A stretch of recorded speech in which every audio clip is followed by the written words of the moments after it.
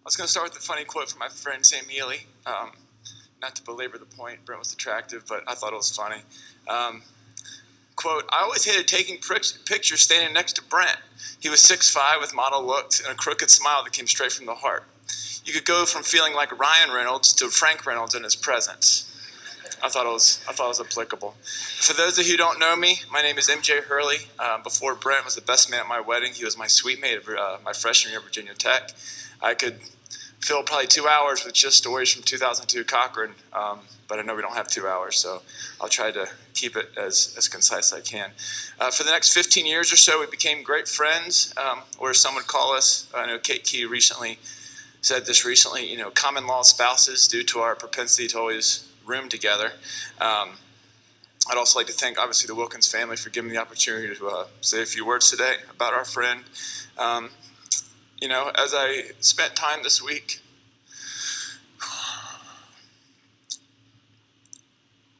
and as I look around the crowd and see all the people, excuse me, hold up.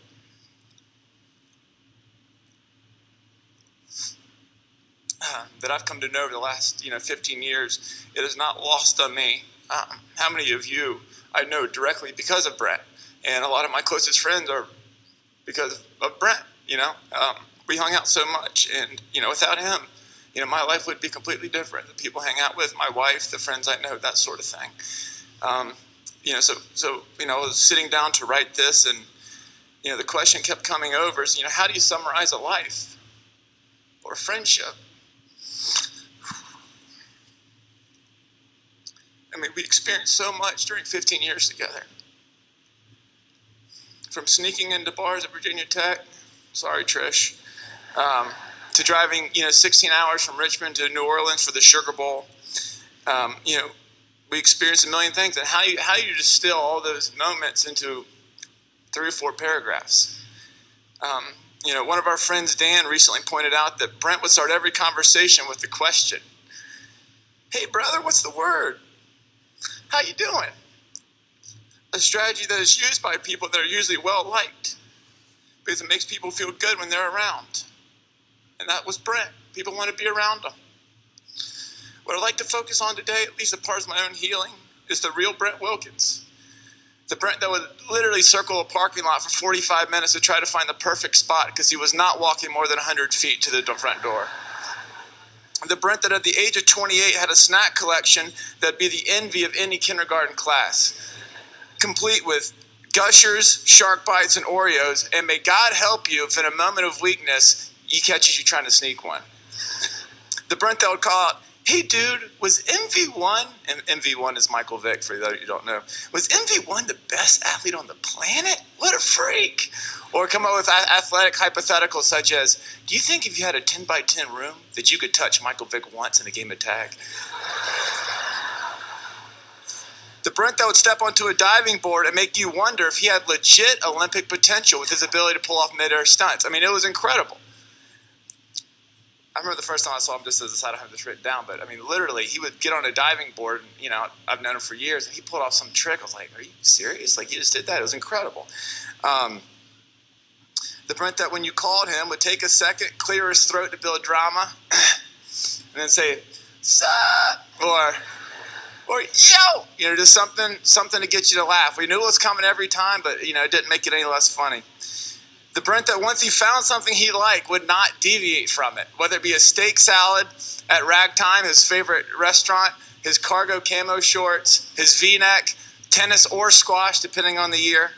He liked what he liked, and that was it. He loved wings from a specific place, and that's where I think once we were talking last night, he drove 45 minutes to Fredericksburg, Virginia to get wings from Buffalo Wild Wings. It's like, okay, man, there's like a million restaurants between here, but that's what you want to do.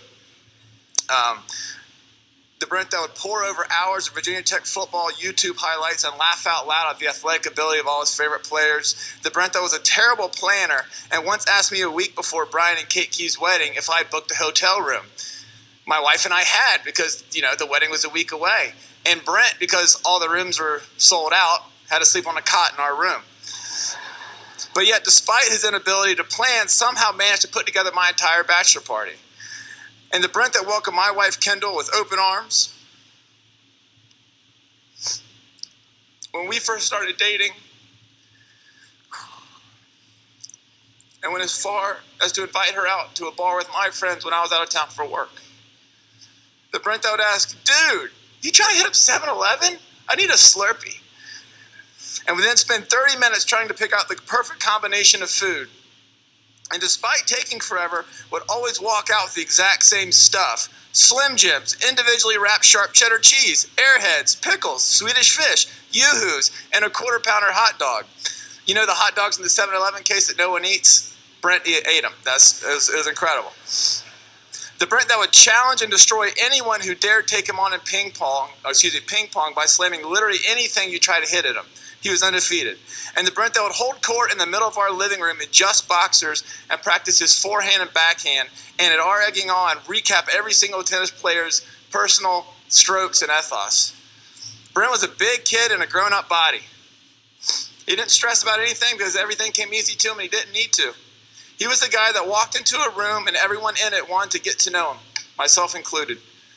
I always remember the first day that I met Brent, moving into my dorm room with my parents, and we stumbled upon a half-naked, fresh out of the shower Brent Wilkins, and wrapped in a towel with white towel fluff all over his face. And I was thinking, one of the speakers earlier said something about, I was like, man, if I had a picture, I could have made a lot of money on this. But, a camera, not a picture. But in classic Brent fashion, he didn't even seem phased that we met him in this compromised position.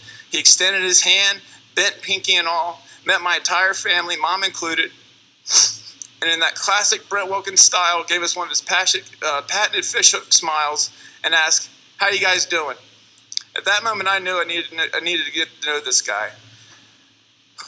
I'm so grateful that I was able to be a part of his life. Hot Brent, as he was affectionately known around Virginia Tech, was a great person, complicated as we all are, incredibly funny, instantly likable, athletic, handsome, and a genuinely good, morally sound person. When you met him, he wasn't ever trying to be anything other than himself. And he didn't need to be, because being himself was more than enough. He had no ulterior motives. He was never arrogant, despite the fact that he could walk into any bar in America and within minutes, without speaking, have at least 2 women vying for his attention. I always thought I'd be giving a speech such as this when Brent finally met the woman of his dreams.